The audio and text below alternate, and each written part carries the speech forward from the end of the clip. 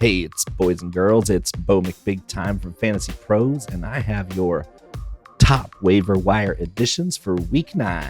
But first, if you want a chance to win a signed Justin Jefferson Vikings helmet for free, pretty sweet, courtesy of our friends at pristineauction.com, all you need to do is head to fantasypros.com/contest, complete that form, and either download the Fantasy Pros Draft Wizard app, leave a review for the podcast, or follow us on X, Instagram, or TikTok at Fantasy Pros. The more actions you complete, the more entries you receive. We will be announcing a winner right here on the podcast. If you're watching on YouTube, be sure to subscribe and turn on those notifications so you can be alerted when new episodes are up and to claim your prize. Let's get right in. Lucky number 7, and not just a dink and dunk merchant. It's Josh Downs, wide receiver extraordinaire for the Indianapolis Colts. It doesn't matter who his quarterback is, whether it's Anthony Richardson or Joe Flacco. This guy's a route merchant, quick yak, and I'm hearing rumblings that Joe Flacco is going to take back over for Anthony Richardson, who, quite frankly, can't hit the broadside of a barn. And Josh Downs very nearly had 2 touchdowns on Sunday. He had 1 long touchdown catch and nearly another. He was marked down at the half-yard line. A little bit disappointing there, but a great game for Josh Downs nonetheless. He's going to always get you that safe floor of PPR from his quick route running in the short area field. He's quick after the catch. Joe Flacco back in there really does upgrade his floor, but his ceiling is still there regardless. I think Josh Downs is a wonderful addition, not just a dink and dunk. He does it all. He's a little guy, but he's good. At number 6, the only man-eater on the San Francisco 49ers, the healthiest wide receiver on the 49ers, has a bullet wound on his chest. Ricky Pearsall, rookie out of Florida. He's running the ball. He had a 39-yard carry against Dallas on Sunday night. I was there. I saw it. He's quick. He's got arrogant hands. Those hands that just don't care where the ball is. He's not going to drop it. Route technician. This is the only guy that can beat man coverage on the 49ers with Brandon Ayuk on the shelf. He's very important to this offense. George Kittle, awesome. Deebo Samuel, awesome. They're both more your zone beaters. They need a guy like Pearsall who can route up those man corners, especially in press coverage. Ricky Pearsall is the guy in San Francisco to do that. That gives you a nice, safe floor. San Francisco is going to always score points. It's not always going to be against a terrible Dallas defense with basically no clue what they're doing coaching-wise. Ricky Pearsall is going to be a safe bet the rest of the season, especially after that Week 9 bye week. At number 5, we just saw him on Monday night. He came up 0.18 points short of me beating Field Yates from ESPN. I hate to say it, but Jaylen Warren's still a good play to pick up off the waivers if you can find him. He's the receiving threat out of that backfield, and no, Russell Wilson does not check down very much. But that they're not always going to see easy third down completions and conversions like they did against the New York Giants. The New York Giants could not tackle. They couldn't get out of their own way with penalties. Najee Harris looks like he's running out of gas, and that's not surprising. Najee Harris is a big physical runner. They're giving him so much work early in the season. I don't think it holds up. I think Jaylen Warren gets a little bump as they come out of their Week 9 bye.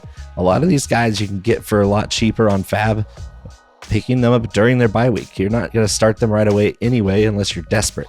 That's okay. Take a week in advance. Get these guys on your team. Jaylen Warren at number 5. Take the guesswork out of waiver wire decisions with Fantasy Pros Waiver Assistant. Get instant analysis on potential moves from over 100 fantasy experts. Discover both the weekly and rest of season impact for every waiver ad. Visit fantasypros.com/myplaybook or download the Fantasy Football My Playbook app to optimize your roster today. Let's hit the top 4. At number 4, all his buddies are back. All of them are back and healthy. I'm talking about wily veteran Matthew Stafford. Yes, world champion Matthew Stafford. The gang's all back together. Puka Nacua. Oh yeah, welcome back Puka.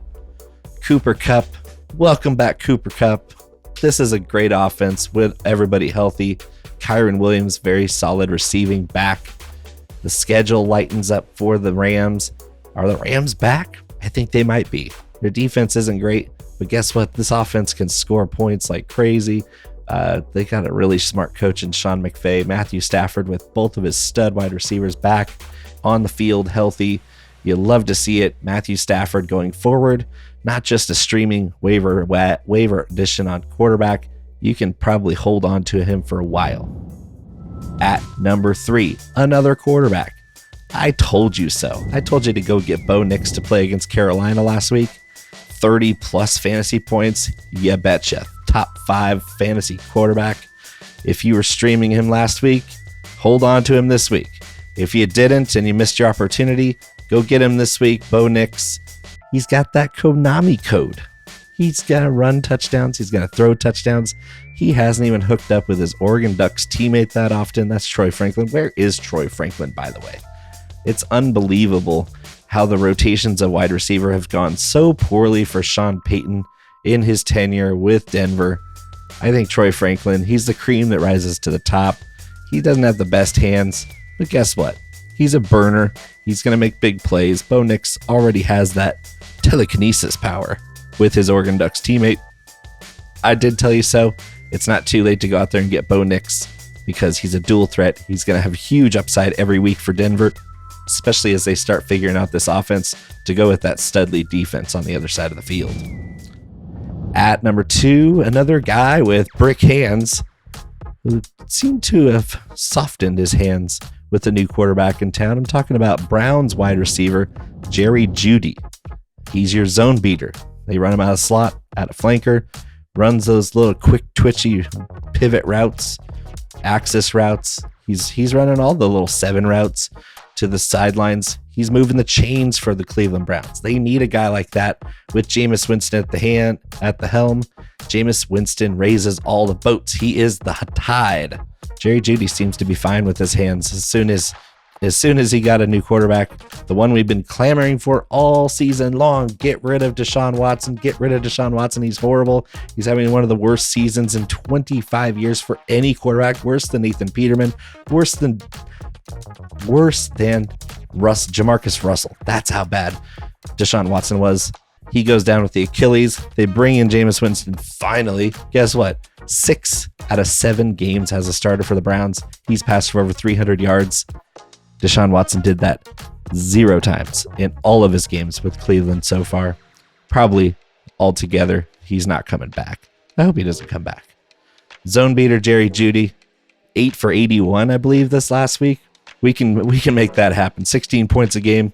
That's even without a touchdown. If Jerry Jeudy finds the end zone, which he is apt to do, he's dropped a couple touchdowns this year. If he catches some going forward, we're going to have a really safe floor PPR assassin at wide receiver off waivers, Jerry Jeudy. At number 1, let's stick with the Cleveland Browns receiving core. How about Cedric Tillman? He's the only big X receiver they have on Cleveland. All the other guys are little short route runners. We didn't talk about Elijah Moore yet, but Elijah Moore, another quick, twitchy slot guy. Jerry Jeudy, a little bit taller and lankier, more of a vertical threat at flanker. Another not very big. Cedric Tillman's a big body. He runs those big boy routes, the posts, the digs, the deep curls, the go routes. Jameis Winston is throwing bombs out there. That game winner against Baltimore, he only needed 10 yards. He got 39 over the top to big Cedric Tillman, who had 2 touchdowns in his first game with Deshaun Watson off the field. I'm sorry, again, never come back, Deshaun. We don't need you. Jameis throwing bombs. Cedric Tillman is the only big guy to catch those bombs. You want to get him off waivers. It's not too late. Everybody's now wise to the situation, so you're going to have to pay a lot of fab to get him. It's worth it. Cedric Tillman's a stud. He routes him up. One guy I did not mention. It's a bonus pick. I'll say it's a popular waiver edition that I'm not too high on. I'll let you know here. It's Bills wide receiver Keon Coleman, the rookie out of Florida State. He had an amazing touchdown catch first quarter of the Bills game against the Seahawks. That was about it. I mean, he had that one-handed catch over tough coverage. He's not the guy you want. He's not going to be reliable. He does not get open. And really, those little contested catches, he hasn't been making a bunch of those. He's a big body, and that's kind of what his billing was as a 50-50 ball merchant. He's not that good at those either. So I think he's more of a big slot type, which that role is already locked in with Khalil Shakir and Dalton Kincaid in Buffalo. I think Keon Coleman leaves you wanting if you go out there and spin fab on the guy who had one great catch and not much else. So if you're going to spend money on Keon Coleman, I wouldn't. All right. I will see you back week 10, boys and girls. Thanks for joining me. Make sure you like and subscribe. Jingle that bell.